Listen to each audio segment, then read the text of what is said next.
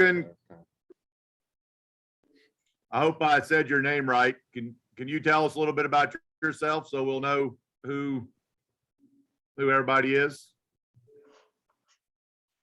Hey, this is Serkan. I'm part of the team, but yeah, thanks for this opportunity. I will leave soon, but I'm here together with Gustavo and Kamala, just for you to know. Nice meeting you. All right, thank you. All right. Okay, Peggy, we're ready. All right. Well, I would like to introduce Dr. John Curran, and he is a professor at Virginia Tech, and he is involved heavily with parasitology and teaching and farm work. And he has a producer here today that's going to talk to us about how they handle parasites on the stocker operation. Dr. John, I will let you guys take it over. All right, thank you, Peggy. We are joined here by Mr. Tracy Redifer. Tracy works closely with producer Tim Sutphin. He's kind of his herdsman farm manager. Tim had kind of one of Tim's workers had a family emergency. His other worker this morning, and so kind of changed things around. But kind of to start off, he's going to describe their operation, kind of what kind of animals they have and resources they have, and then we'll kind of go from there. So we try to stay kind of diversified and capitalize on as many opportunities as we can. We run about 900 mama cows and calvos out in the spring and the fall. Like I said, we farm about 3,000 acres, covers probably, we've got a little bit of a radius. We travel in about 3 counties. Got some own land and lease a lot of land, grassland and stuff. So I say all of our calves we retain ownership on and are sent to feedlots in Nebraska. And like I said, they're spring and fall, and like I say, we make use of our natural resources, throughout the year. Between, like I said, we run about in addition to our cows, we run about 300 ewes, and we run stockers throughout the year. Like I say, depending on what resources we have and stuff, but we'll run typically 600 stockers a year. Excuse So me, can I just, Peggy, I have a question for you all. So would it be okay if instead of a presentation, we do this more like a conversation? Because there's only a few people, then perhaps it's going to be more dynamic. Or if you prefer, Tracy, we can wait until the end of your presentation and then no, that's fine. We're happy to do however you want it, Gus. Absolutely. Yes, that works. So I was just, one question that came to my mind is, so you buy new animals every year, is that right? Yeah, multiple times a year, just depending on, like say, the resources we have available and calf prices and stuff. So we prefer to buy heifers because we can get they're cheaper, so we can usually run more for the same money, and our gains are close to the same. And from sorry, go ahead. Typically 2 to 4 times a year, stockers will get put in this operation. Most commonly in the fall or the spring. That partly has to do with calf availability. There are just a lot more calves available then, but most of them will be put in the fall or the spring. Also around the time of when they're calving out lots of cows, they don't want, even though that might be a good time to put them in, they won't put them in then. Most of our advantage here in the mid-Atlantic region is grass. That's what we have readily available and relatively cheaply. It's going to cost us about, matter of fact, Tim's paying about 45 cents a pound a gain on these calves for land that he's renting. So we can put weight on these calves very cheaply through grass. And so that's where, trying to maximize use of that grass. And then of course that leads to the parasite challenges that we see, which is predominantly Australasia. Okay. And is there a, probably you're going to talk about this later, but an entrance protocol, entrance antiparasitic treatment protocol? Yes, there is now, but it varies depending on the time of year and what those cattle are doing. So if those cattle are going to go out onto pasture in the very short term, either immediately after arrival from the livestock markets or very shortly after, they're going to get long range is the protocol for these stocker calves. Their typical grazing period is going to be anywhere from 150 to 200 days is what they're going to graze.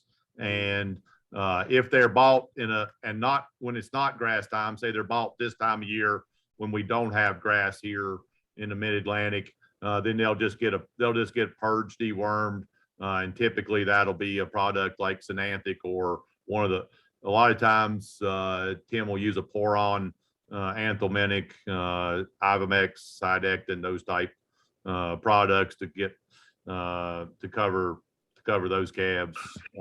He does not currently use any combination therapy. That's become more and more popular, particularly in the rest of the U.S.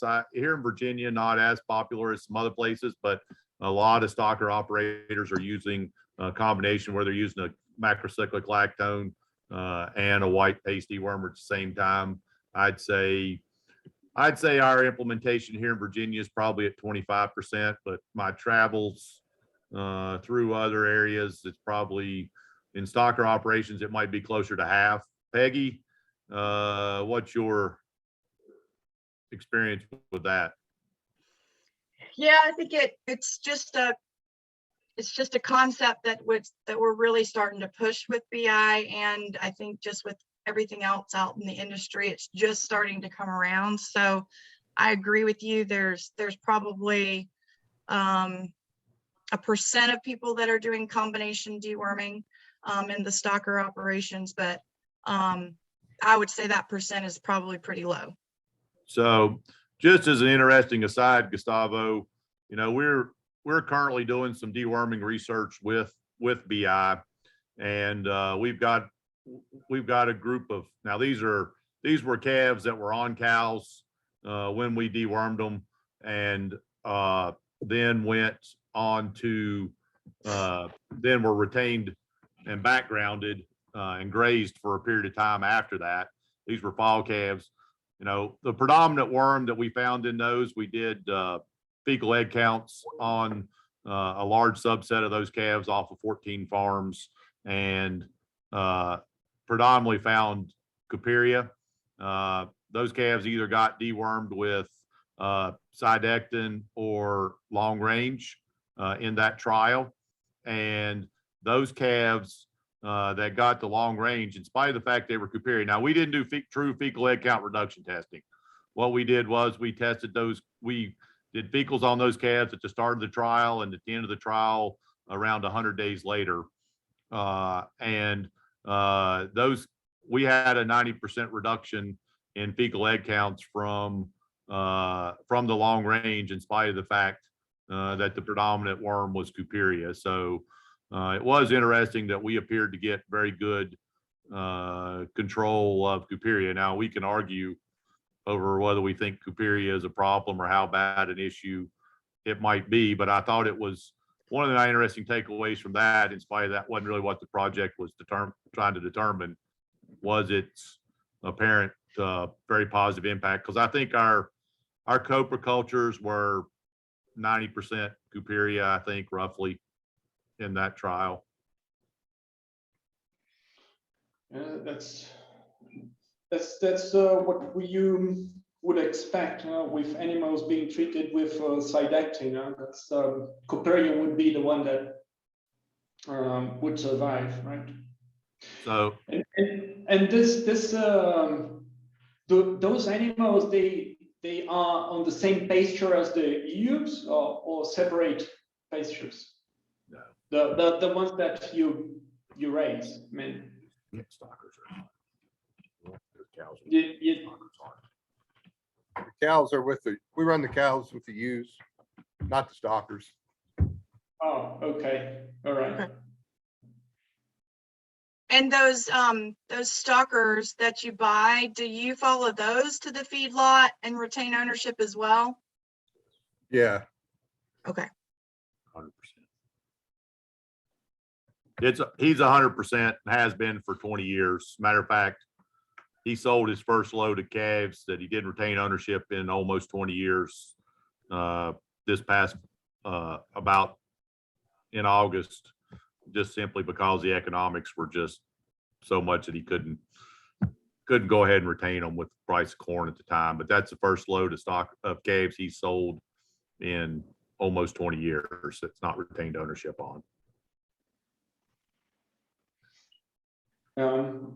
So there's not much sense to do any experience on targeted selective treatment or targeted treatment. So do you treat all the animals? Because if they come from somewhere, I suppose there's no, it's difficult to implement to leave a small proportion of the animals untreated, right? Yeah, I'd love to hear everybody else's opinions, because for the same reasons you're stating, I don't have any idea of how to implement anything except whole herd blanket treatment in stocker operations. There's, some people have suggested things with cow calf operations and that sort of thing, but we have no history, no knowledge of these calves and that sort of thing. So, and that's our big challenge on the stocker side. I don't have any way to figure out how to, on stocker operations, to have refugia or anything of that sort and just do blanket therapy. Average daily gain is just the end all be all of the economics of the stocker deal. Tim's goals, Tracy was going to talk about them later, but his goals are to gain 2 pounds a day on steers and 1.75 on heifers. And, we've just always felt that good parasite control programs are a key portion of that deal. And the animals are weighed on a regular basis? You Just- follow up? They are just at the beginning. Typically, the only thing he would have most of the time would be a livestock market weight where he purchased them, and then he'll weigh them. He will weigh them individually before they get loaded onto a truck to go to the feedlot. That's about 20 hours away. But there's no weighing in between. These calves are scattered out through, like say, minimal facilities. Yeah, not a lot of facility. Sometimes we have to just, go makeshift corrals to gather them and stuff. We're just making use of grass that's, grassland we rent stuff around. And we can't put money into all those facilities and stuff. Yeah. So. Yeah, I guess this is I think this is the challenge to implement best practices. There's a lot of theory around it, but not much information on how to do it in practical means. And it's we know that by leaving a small proportion of animals, there will be some benefit when it comes to resistance and perhaps environmental impact, but there's not much information on the productivity impact. For instance, what would happen if you leave 10 or 15% of the animals untreated? What would be the impact on the weight gain? And I think those are questions that we need to answer before perhaps pushing harder for this to be done, right? Or perhaps I'll ask you the question. I mean, what would be missing as a knowledge or information for you to start doing something on that respect? I mean, I would, like you said, we need some sort of information to say how much the economic loss would be to not deworm those 10%, if any, in order to convince people to do that. You know, the way I look at it, we're asking people to make a sacrifice today for something 20 years down the road, 5 years down the road, whatever the case may be, when this will be a problem. And so I don't know, you know, it's a two-edged sword. It's, you know, if you want to, on a smaller basis, if you want to liken it to global warming, you know, we're asking people to make changes today for benefit in the future.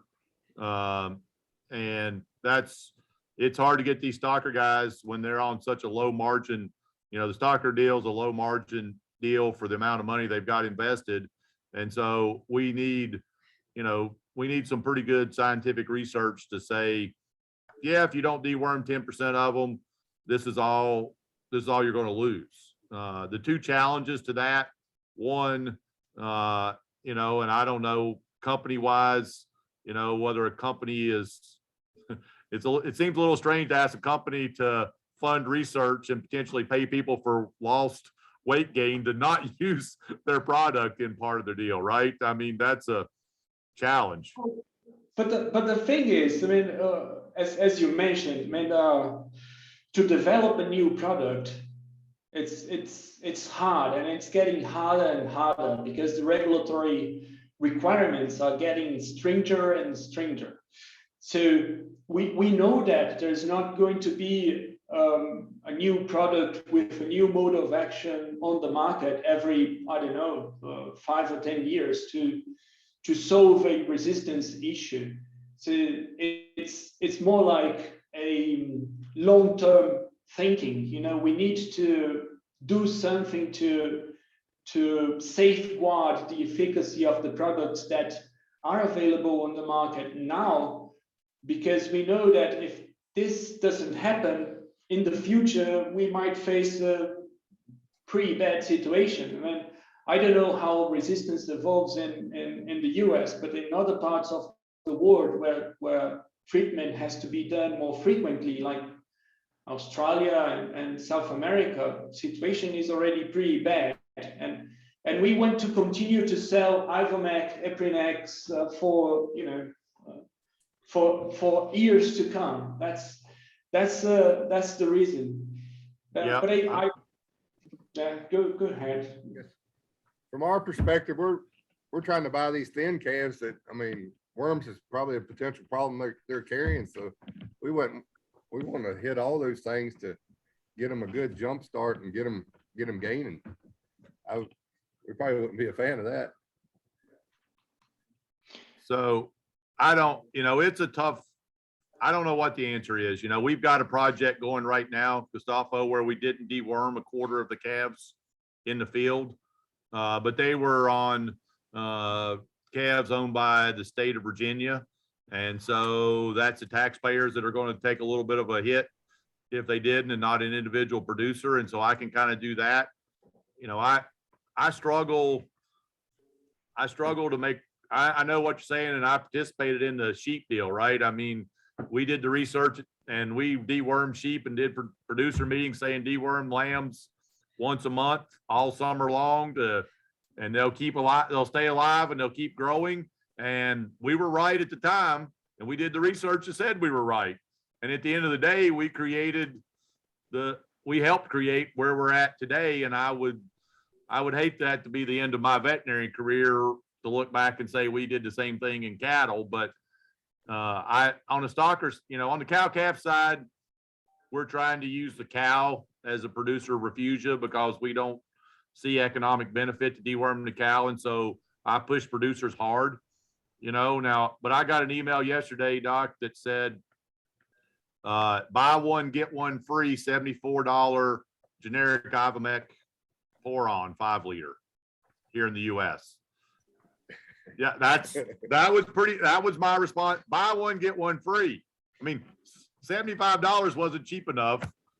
I mean, people are just putting generic Ivomec on livestock every time they go through the chute and inventing reasons to put them through the chute to put the crap on them because it's so cheap that, you know, my number one goal now is fighting against that and irresponsible use of generic Ivomec, to be honest. That's our number one challenge, whether it be on any of the cattle industry, stocker side cattle, you know, feedlot don't matter because those worms are stuck where they are anyway. But on the cow calf side and the stocker side, our use of generic Ivomec Poron because of the price is just a huge challenge, in my opinion.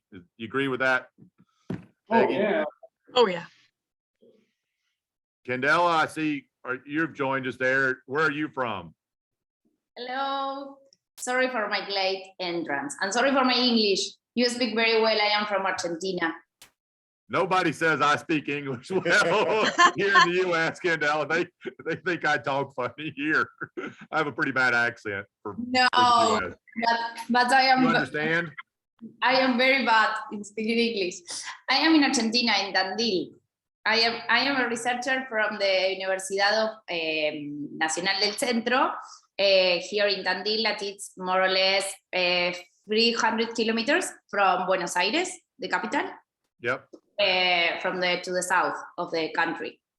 And we work with the pharmacology lab with Carlos Lanuse that Gustavo know him. And well, I work with parasite and gastrointestinal nematode, doing very many trials, field trials, and searching for new strategies. Or it's not, I heard Gustavo that say that to develop a new product, you need 5 years, 10 years, and unlikely we don't have now a new product to offer to the producers. So we have to search for new strategies with the available product. So we work with combinations, with anti-helminthic combinations, with combining different anti-helminthics from different chemical groups, but from the available groups like ivermectin, albendazimidazoles, levamisole, and for example, other strategies to use the oral route to have more drug in the gastrointestinal tract. So it's a long time that I don't speak English because I can't travel. So I am very, it's difficult to speak English. Doing great. You're doing And very now well. If you need, I have the Sputnik vaccine, so I can travel to USA, to Europe. Sorry for that. No, yes, because I am very difficult to do a large sentences without the stop. So our plan is to look for strategies that we can apply in the field, on the field, but well, with the anti-helminthic that we have, and to more about anti-helminthic resistance mechanisms to improve the parasite control in the field. I because of my late entrance, I heard something about that you are talking about the refugia and when you can leave some animals without treatment, that we are intending to do on the field, but it's difficult because yesterday I asked Johannes about that because here in Argentina we have huge herds, like from 100 to 600, but I think that in the United States it's similar. So it's difficult to implement the refugia strategies. To leave some cattle without treatment, but with parameters we use to do that. The condition, the body score condition the weight, but it's impossible for us to weight all the animals of one herd, like in Europe, for example, or like in sheep in New Zealand, or well. So we have to search for the best strategy. But we need some implementation of refuge strategy, because we are very complicated. We have a very complicated situation of intermittent resistance in Argentina, and like Gustavo said, in South America. But here in Argentina, the last study, national study, we have 95% of the farms with resistant with ivermectin, almost 30% of the farm with resistant for benzimidazoles. We use an injectable benzimidazole that is ricobendazole, that I know that in United States and in Europe you don't use it. And at least at the moment, we don't have resistance to levamisole in cattle. Yes, in sheep, but not in cattle.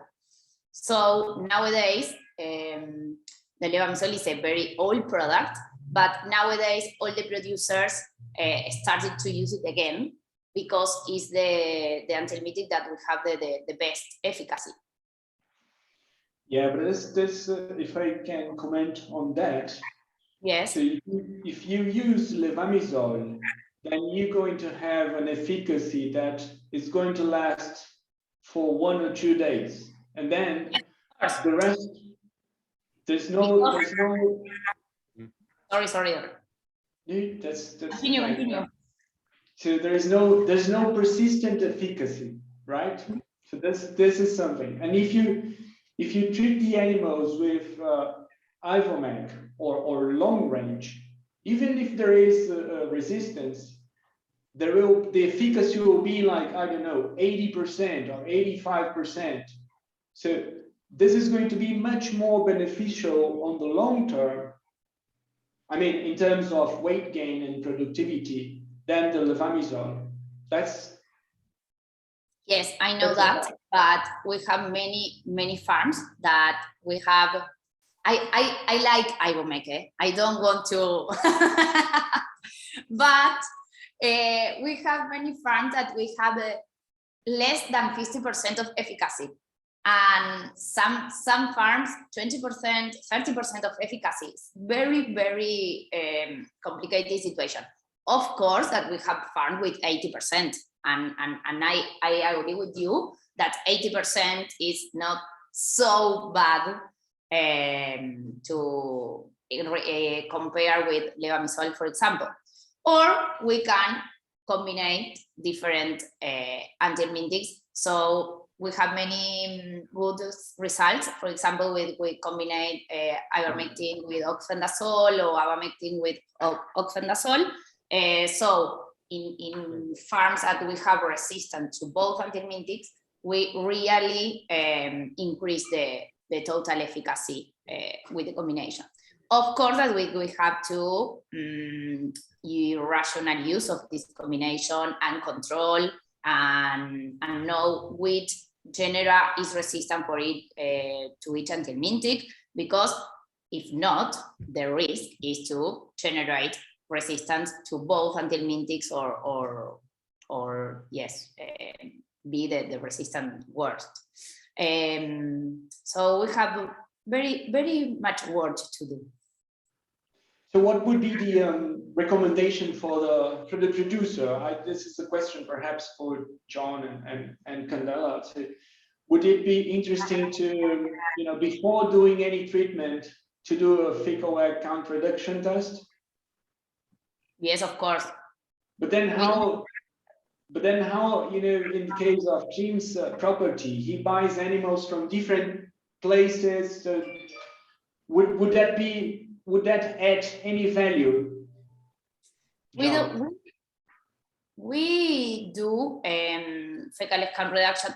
We use the EPG that I know that many researchers say that it's not a good parameter, but it's better than nothing. because if not, the producers treat or treat wherever they want. And many times that this is, for this, we have the situation of antibiotic resistance now. And so I know that the APG is not the best parameter. It's very variable. But I think that it's better than do anything. Nothing, sorry. So we use EPG, we use like after treatment, we control the EPG to evaluate the efficacy of the antibiotics. And I think that you need to know the situation of in each particular farm to know what is your condition of resistance, what genera you have resistance, because for example in Argentina we don't have resistance of Ostertachia to ivermectin at the moment. So we use, for example, we have in this month we do a treatment for high-nivite Ostertachia, and we use ivermectin to this treatment because we know that ivermectin has a high efficacy against Ostertachia. I know that in other countries, like in New Zealand, they have Ostertachia resistant to ivermectin, but at least at the moment in Argentina, we don't have. So Gustavo, on the stocker side, I can let Peggy comment too, but we're pretty much only using fecal egg count reduction testing as troubleshooting when we suspect a problem. Like you said, these animals are coming, they may, the average farm size in Virginia is 30 head mama cows. And so, these calves that Tim and Tracy are buying might come from who knows how many farms by the time they put these calves together, and their worms quite different populations from different deworming backgrounds and that sort of thing. So we're not routinely using fecal egg count reduction testing on the stocker side, except as a troubleshooting deal. I will have to say BI has been very good. And I really appreciate the reports that I get back from Texas A&M, Peggy. I have confidence in those. One of your competitors' reports, I did not have confidence in, and I won't go any further than that, but Peggy knows what I'm talking about. But they're very detailed reports, very good reports. Copriculture is very much appreciated because I think it's helpful to interpret the fecal egg count reduction testing with the copriculture results as opposed to just strictly. My personal opinion is, Candela, that we don't have significant Ostertachia resistance here in the United States. Now, not everybody agrees with me on that one. That's my personal opinion. I need to do that. That's my personal experience and my research experience. But there are people that are much more worried about Ostertachia resistance here in the U.S. Now, I'm worried about it potentially developing 10 to 15, sometime in the future, particularly on stocker operations. If we're going to see it, it's going to be in our stocker operations that are bringing all these cattle in from lots of places where our animal density on stocker operations that are grazing, in my personal operation at home, we got down to right at 2 calves per acre, 5 weight, 200 kilo starting weight calves per. I don't know what an acre is. Sorry, I don't know how to explain to you an acre. It's 20. I think it's 24,000 square meters. I don't know. It's much smaller than a hectare, right? A hectare is big, but so pretty. It's 4,000 an acre. It's 4,000 square meters, I think. So bottom line is it's pretty high animal density. A lot of producers are at one animal here in the mid-Atlantic, one animal per per that area per acre, 4,000 square meters on the stocker side. On the cow calf side, it varies with the quality of the land, but it's typically somewhere between 2 to 3 acres, so 8 to 12,000 square meters per pair on that side. On the I was talking with Gustavo before you come. I don't know what the answer is for refugia and stocker operations. I don't have a good answer for that. On the cow side, we have done United States, the US is a very large country, very diverse land and resources and cattle operations and everything. And so the area that I am here in the mid-Atlantic, so I'm in Virginia, which is in the middle part of the country towards on the East Coast, Candela. And we have done, close to 10, at least half a dozen research projects deworming adult cows. And we don't see any benefit to deworming adult cows. And so we're using adult cows, or recommending that producers use the adult cows as the refugia, because we don't see extra reproductive benefit. We don't see extra calf growth from deworming those cows. There are places in the United States, particularly in the deep South, and I'll let Peggy, she's more traveled than I am, but there are places in the United States where they believe there is benefit to deworming adult cows and have an environment that's much better for worms. Is that fair enough to say, Peggy? Yeah, I would say very, very common, and maybe not just the South either. You know, there's, I traveled the Midwest, I've traveled the West, and it's pretty common practice to deworm cows in all of those places.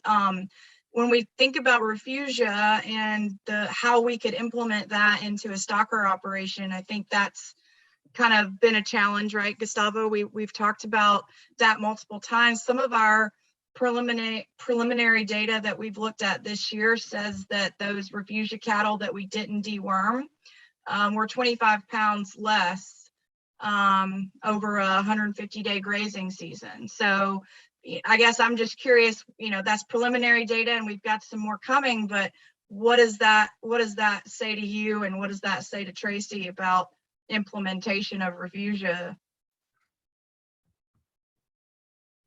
Here in Argentina, about cows is like a cultural treatment that many producers, cow-calf producers, treat cows like a massive treatment, but the recommendation is not to treat cows.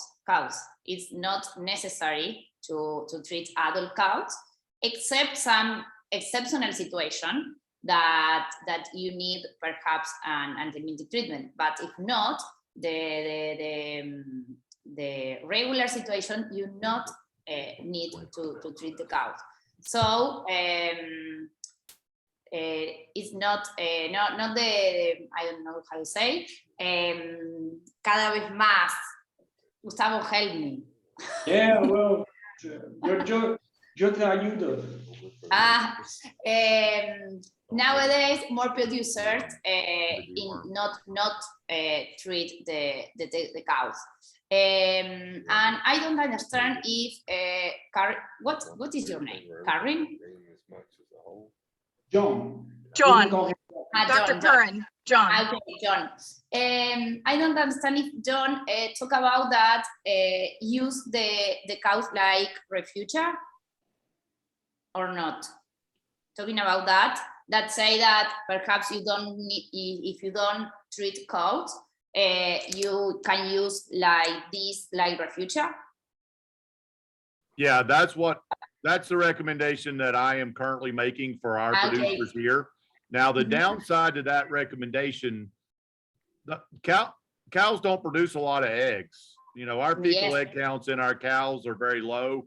Matter of fact, I have had students calculate, you know, a 300-pound calf, you know, with a fecal egg count of 100 versus a cow. Our fecal egg counts on our non-first calf cows tends to be, you know, 3 to 10 at the most. Matter of fact, we'll have times when we barely find any, you know, it'll be less than that. And so they are our source of refugia. Now they produce more feces, but they still, at the end of the day, there are only so many worms going out there, but some's better than anything. Now, you know, Bettina referenced a thing by Ray Kaplan that was back in February of this year. And he had a very powerful presentation that you might, is that archived somewhere, Peggy or Gustavo, that Yes. people can access? I It think was a so. very powerful presentation on refugia and information. And I had a few of the people that I work with here in Virginia that watched it and commented to me on it. And it made a very powerful deal. And so I think that's one of the better presentations I've seen on the topic personally. And I've used that to try to influence producers to implement those things. We were talking maybe before you came, and we, according to what a pharmaceutical rep told me the other day, we sell more doses of generic Ivomec in the United States than we have cattle. If you do it on a per dose basis, I can't remember the exact numbers that he gave me, but it was quite a bit more than the number of cattle that we actually have, which just shows you how much of that we're using. Now, did you tell me you have an injectable benzimidazole? Yes. That's we hard use, for me to imagine that you would inject. we have a it here. benzimidazole. I think Gustavo, perhaps you know, here is in Uruguay and here, no? It's okay? Yeah, yeah. Yes. And there is even a levamisole injectable as well. Yes, Yeah. because here we use the most the products we use injectable products. The producers are very used to use injectable products, and the problem is that they want to use oral products or puron, because the injectable is a practical application. And nowadays, some producers that have a very big problem with resistance start to use oral benzimidazoles. That's of course really? better than the injectable benzimidazoles because the exposure of the parasite is better after an oral product, of course, than the injectable. But they use it because of the practical issue. I bet levamisole makes up way less than 1%. Peggy probably maybe knows the answers, but I bet it makes up less than 1% of the dewormer used in cattle in the United States. Now, if you go back in time 40 to 50 years ago when I was a little kid, I mean, that was the primary dewormer that we utilized once upon a time in livestock. But once Ivomec came out, it was not very long until its usage dropped to near zero here, and has been I've been a veterinarian now for 30 years, and its usage has been very close to zero for at least 20-25 of those years, I would say. Is that your experience in a more wide range area, Peggy? Yes, I would say, I mean, certainly in the sheep world, we hear a lot of levamisole use, or more levamisole use, but I would say, yeah, hardly at all in the cattle world. So I guess I'm curious if of others that are on the line today from different areas of the world, how, if anyone wants to speak up, and how do they manage stocker cattle out on grass in those areas?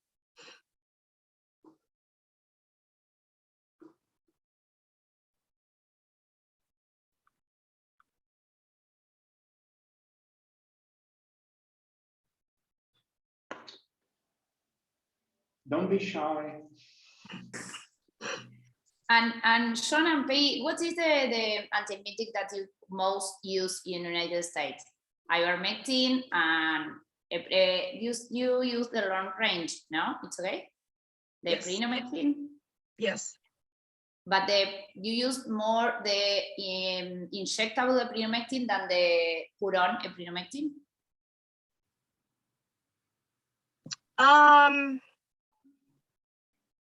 from a dose standpoint, probably more Puron, right, Gustavo?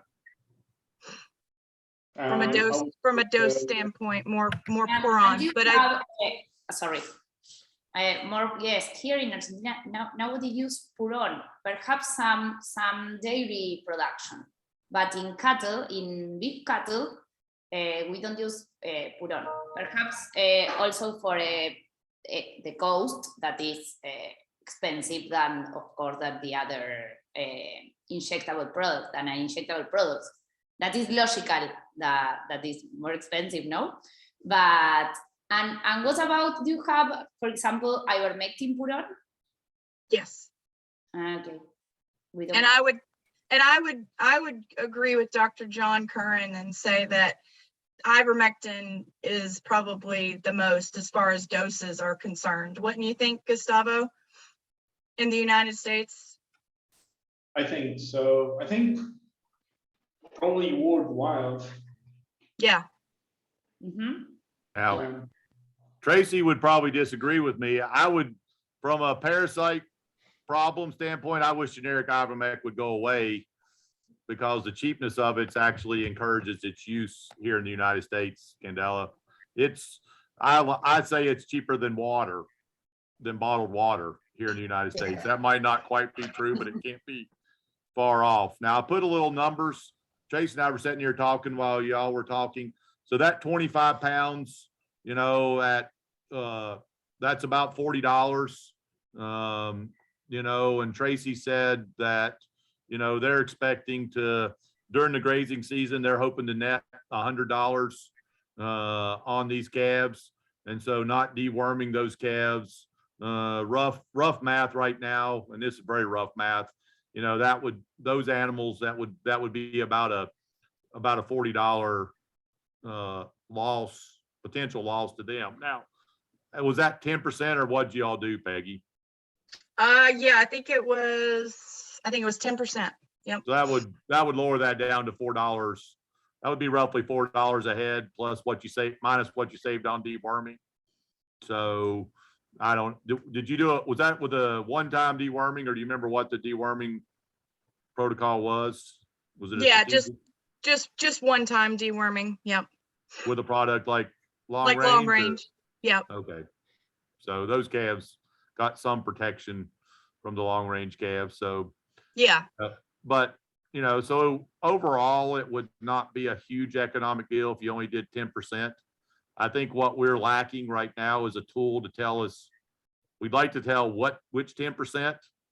And on the stocker side, you know, I mean, on the cow side, on the cow calf side, I've heard, well, the best growing calves have demonstrated maybe they're not suffering from worms and the prettiest ones and that sort of thing. But on the stocker side, like Tracy mentioned before, oftentimes he's trying to sit there at the market and pick out thinner calves and that sort of thing. And so I don't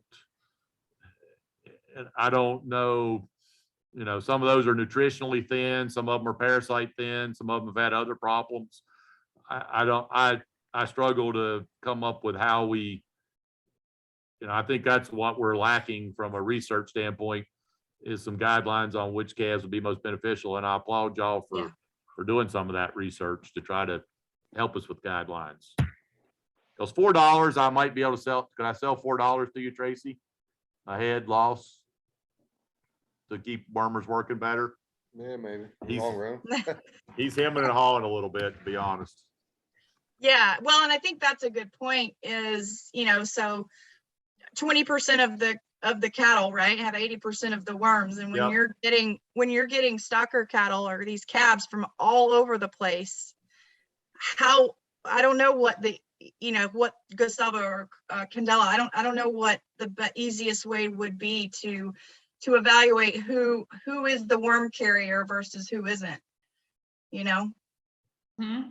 No, it's sorry. Go ahead. No, go ahead, Gustavo. Oh yeah, I agree with Peggy. I mean, I will be short and crispy. I just realized, Peggy, that we are on top of the hour. Perhaps we need to wrap up and close maybe after Candela's comment. Okay. Okay. And no, it's difficult to know the best. We don't have a good parameter to know the burden, the real burden of the animal, because of I say earlier that we use the EPG to decide if an animal on commercial, on commercial farms, we use the EPG to monitor in the parasite infection and decide if a herd need treatment or not, because we think that it's better that nothing. But I understand that I have some discussion with Janina Demeler in some congress and with other parasitologists that it's not the best, but it's better than treat and without the real infection. And we have many years analyzed this. They use the EPG technique to know the infection, and we saw that many times if you don't use the EPG, you are treating animals that they don't need treatment.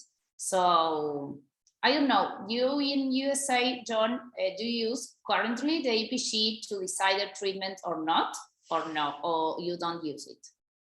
I'm sorry, do I use what, Candela? Do you use the fat count to decide, to know if an animal, okay, cattle herd needed treatment or not, or no? So generally, no, we do not. We do that very much on the horse side and on the small ruminant side. What we generally have done on the cattle side is that we have done, we have based that on the averages and what we tend to find. And like Candela said, and so we have, I've collected a lot of samples. We've done a lot of research and stuff. And so we've done it on when we have tend to see problems, but not look at individual herds and say, yep, we're going to check that herd and do that. Most of the time, the producers are only going to have those animals up once. And so we generally have just made our recommendations for deworming based on the averages and typically what we found, and not looking at the individual herd like we do in the small ruminant and the horse. Mm-hmm. And I'm sorry, I'm going to pronounce it wrong. Nanja, I'm sorry if I got that wrong. Asked, when you do fecal egg counts, do you take a certain percentage of the herd and do you pull samples? We usually do 10%, minimum of 10 samples for fecal egg counts if we're going to do them. We struggle with getting farmers to take fecal egg counts and interpretation in UK. You're not alone, Nanja. You can hear Candela and I discussing that we struggle with getting cattle producers to do them here on just a routine basis. Also, if I get 10 experts in the room, to be honest, when it comes to interpreting cattle fecal egg counts, I have a hard time getting consensus for what fecal egg counts means in cattle, which leads me to a little bit of frustration. The more you know, the more dangerous it, I don't know. Is that fair enough? I mean, we were in a meeting, right, Peggy? And we had some really high speed people in that meeting, and I've been in some others, and we actually have a published study looking at what fecal egg count meant as far as animal production, and I can't even get a straight cutoff for when to deworm if you get too many experts in the room. Is that fair enough, Peggy? Yeah, that's what I was going to ask Candela, is what she uses as a cutoff. It's difficult. It's difficult to have a cutoff. We always say to the producers, in some talk to the producers, because I love this part to transfer the knowledge and to talk with the producer usually, and we don't have a determinative cutoff in cattle. Of course, that less than 150 EPG counts is a low EPG, and of course that more than 500 or 600 EPG is high. But we have some range in the middle that we recommended. I read the question, yes, from Nanisha too. And to monitor the infection, for example, on commercial farms, we recommended not to do a pool of we know that we can do, because some papers say that and the test of reaction, fecal scan reaction test, you can do with pool. But when you do the EPG manually, for example, when you are evaluating a cattle herd, it's better to do individuals, because you know, for example, you have 10 fed counts or 15 fed counts for each herd. We take more or less that amount of samples. And so if you have only one EPG count high and the other are low, well, you can wait and wait for the following months to evaluate if the infection is increasing or not. Depends, of course, if the forest resources that are consuming the animals. But in the case you do a pool here, perhaps you have a high average because of this only one sample, and is a very confusing interpretation. So I don't have a response for that question, that we don't going to use a cutoff. So you need to see like an integral vision, and the forest researchers that are consuming the animals, the conditions of the animals, well, the effect counts, of course, and the distributions of the effect counts. And of course, it's better if you can do it for each 30 days, 40 days, so you can evaluate the evolution of the infection. Absolutely. I was taught 100 eggs per gram, Nanja, and the person that taught me that 30 years ago just retired last year, and now they say they don't really know necessarily what that answer is, and have backed off from that a little bit.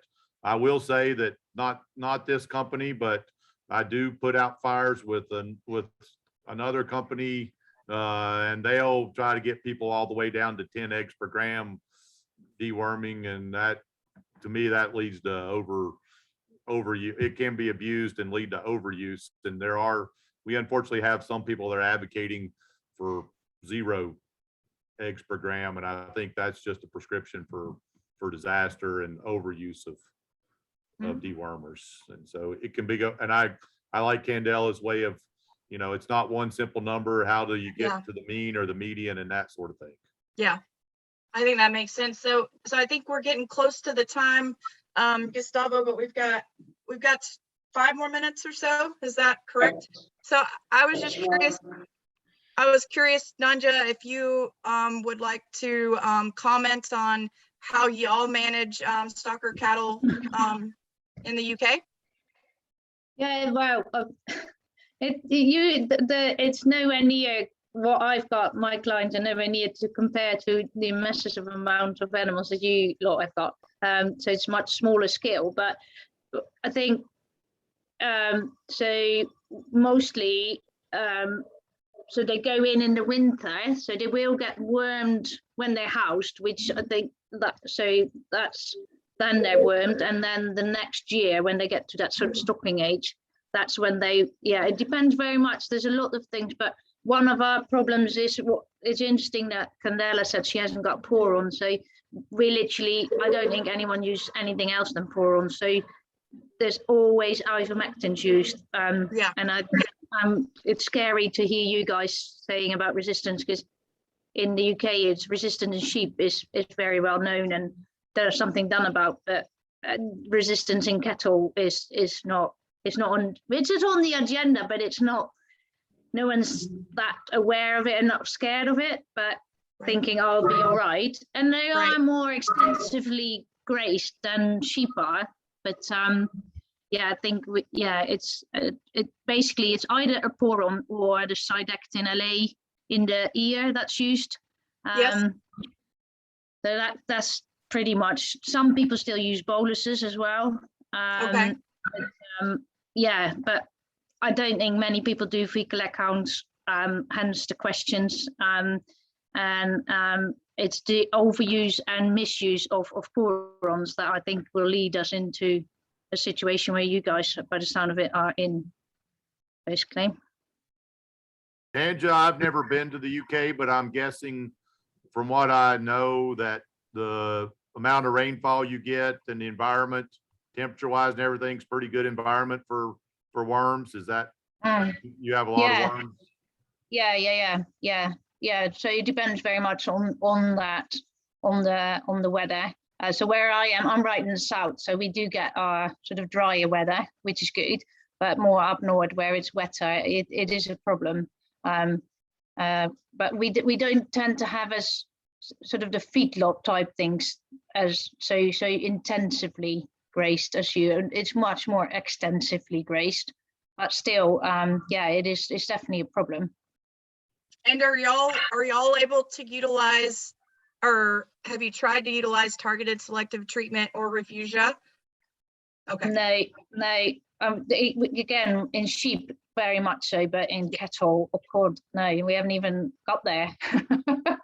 It's at the minute we're trying to reduce use and maybe potentially do fecal accounts, but to actually talk about refugia, well, no. I guess the only thing when we talk about that is more when you start using boluses and sort of when you guys are talking about the long-acting injections and stuff, especially because ours are going inside in sort of November. So that often means that they are not actually coming into any contact with or putting any refugia on the pasture. So but I definitely haven't got that far with the cattle at all yet. So Peggy, how long do you think till you'll have this data from the Stocker deal? Because I don't think there's any data out there on that. Any good data on the Stocker side on targeted treatment. When do you think you'll have those numbers? I think we're still working through the numbers, but hopefully maybe we can have something early next year. Well, I mean, particularly with the robust economic analysis, I think that could be, like I said, 25 pounds. Tracy about had a heart attack here when he said 25 pounds, but the mindset is they forget that that's 2.5 pounds across all the calves, right? And so, I think if we can sell that message and it's only a few dollars, I think we can sell that message. If it's a lot more than that. Now my curious is if you're using long range product where those larvae that are getting put out there by those calves that are producing refugias, and so then they're getting soaked up by the other calves, I guess how much it's better than nothing, but I don't, how many of those worms are left out there, I guess is the other question, right? Right. That you got to think about. Yeah. I think we have a few more questions than answers today, but that's just part of it, right, Gustavo? Well, so we have to keep working. Yes. Candela, you're invited to Virginia anytime you'd like to come. We'd be glad to show you around up here if you get to the US. Oh, thank you, Sean. And you are invited to Argentina, of course. I have a postponed travel to United States because of the Fulbright fellowship to go to Georgia with Kaplan. Yes, but Kaplan nowadays had to move to Granada because he's the dean. It's okay, dean. the dean of the, yes. Dean of Graduate Studies, I think, yeah. Even in spite of that, I am with traveling next year to United States. So perhaps Sean, we can be in contact. Yeah, that'd be great. Of That course. We'd love to sounds have you. good. Our we just got a new parasitologist, and I'm struggling now to remember what he's South American, but I'm struggling to remember where he's from in South America off the top of my head. I'm terrible with trying to keep everything straight, but he is South American, our new parasitologist for sure. Mm-hmm. Very cool. Sure. Have you ever been here in Argentina? Has you ever been?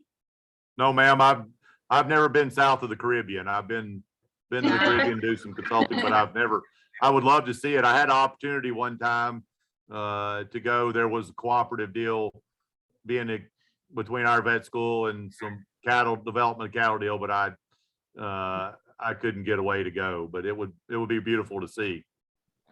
Sure. You're invited. Thank you. Okay.